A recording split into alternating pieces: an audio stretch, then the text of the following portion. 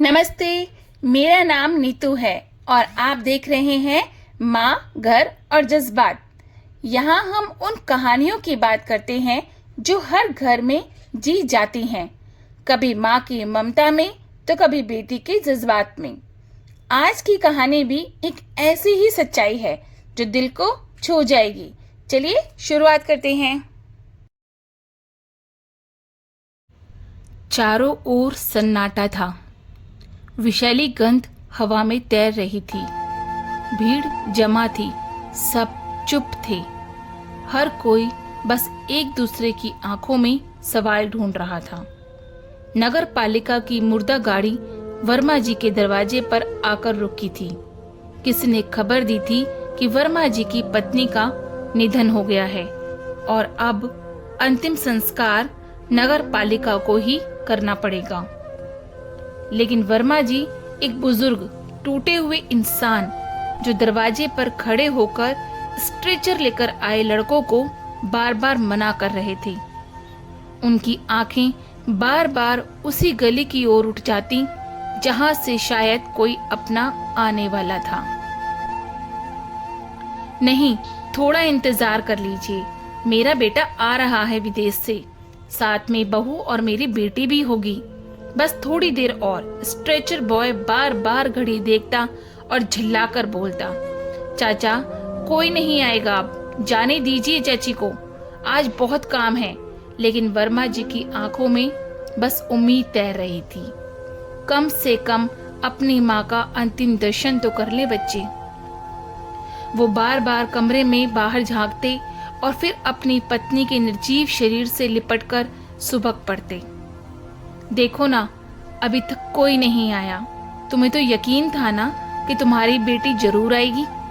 वो कहाँ गई, तुम्हारी ममता की मूरत, जिसके लिए तुमने अपने सारे गहने तक बेचकर पढ़ाई कराने के लिए उसे बाहर भेजा। और बेटा, वो तो कह रहा था फ्लाइट लेकर आ रहा हूं, लेकिन 3 दिन बीत गए, अब तक नहीं आया। फोन भी स्विच ऑफ। सारी दुनिया से जैसे रिश्ता ही टूट गया था। वर्मा जी की आंखें सूख चुकी थीं। उनका मन अब भी पत्नी की बातें कर रहा था। अच्छा हुआ जो तुम पहले चली गईं, वरना मैं हर रोज इसी सोच में मरता कि मेरे बाद तुम्हारा क्या होगा।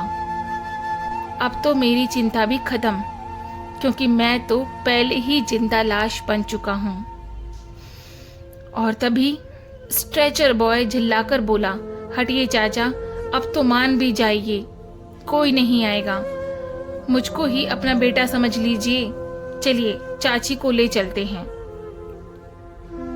वर्मा जी अब खामोश थे, न विरोध न आग्रह। स्ट्रेचर बॉय कमरे में गया और फिर जैसे कि वो ठिठक गया। बिस्तर पर 2 लाशें थीं, एक वर्मा जी की पत्नी की, दूसरा खुद वर्मा जी की। वो उनकी छाती से लगकर पड़े थे और जैसे कि किसी को अंतिम बार सीने से लगाकर चल दिए हों।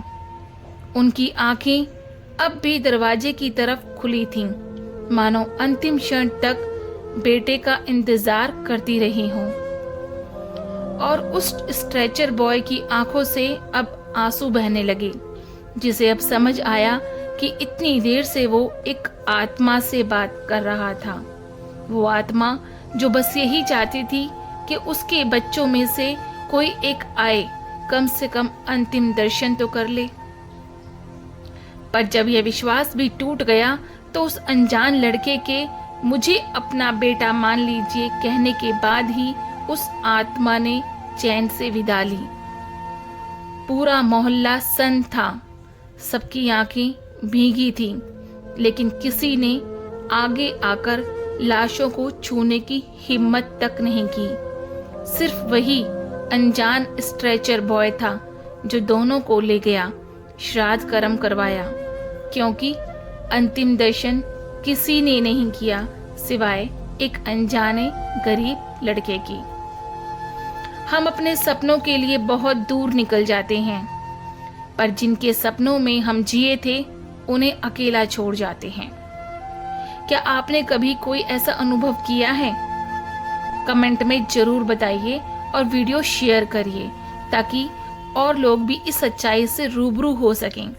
ऐसी कहानियों के लिए जुड़े रहिए माँ, घर और जज्बात के साथ।